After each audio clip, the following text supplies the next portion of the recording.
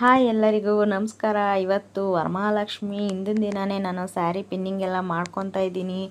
ನನಗೆ ಹೆಲ್ಪ್ ಮಾಡ್ತಾ ಇರೋದು ನಮ್ಮ ಪಿನ್ನಿ, ನಮ್ಮ ಚಿನ್ನು, ನನ್ನ ತಮ್ಮ ಎಲ್ಲರೂ ನನಗೆ ತುಂಬ ಹೆಲ್ಪ್ ಮಾಡ್ತಾ ಇದ್ದಾರೆ. ನಮ್ಮಮ್ಮ ಪಾಪನ ನೋಡ್ಕೊತಾ ಇದ್ದಾರೆ.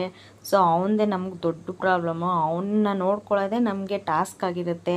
ಸೊ ನಮ್ಮಮ್ಮ ಅವನ್ನ ನೋಡ್ಕೊತಾ ಇದ್ದಾರೆ. ತುಂಬ ಎಲ್ಲರೂ ಹೆಲ್ಪ್ ಮಾಡ್ತಾ ಇದ್ದಾರೆ. ಸೊ ನಾನು ದೇವ್ರಿಗೆ ಏನೇನು ಬೇಕೋ ಅದೆಲ್ಲ ಅಲಂಕಾರ ಎಲ್ಲ ಮಾಡ್ತಾಯಿದ್ದೀನಿ. ಸೊ ಡೆಕೋರೇಷನ್ ಎಲ್ಲ ನೈಟ್ ಎಲ್ಲ ಮುಗಿಸ್ಬಿಡ್ತೀವಿ.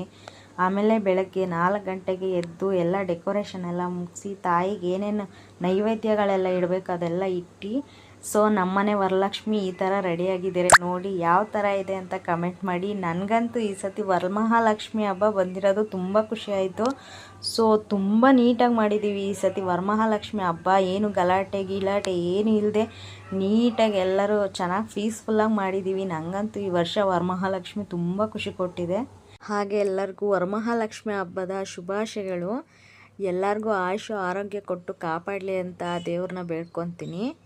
ಎಲ್ಲರಿಗೂ ಹ್ಯಾಪಿ ವರಲಕ್ಷ್ಮಿ. ನೆಕ್ಸ್ಟು ಮಿನಿ ಬ್ಲಾಗಲ್ಲಿ ಸಿಗ್ತೀನಿ. ಬಾಯ್.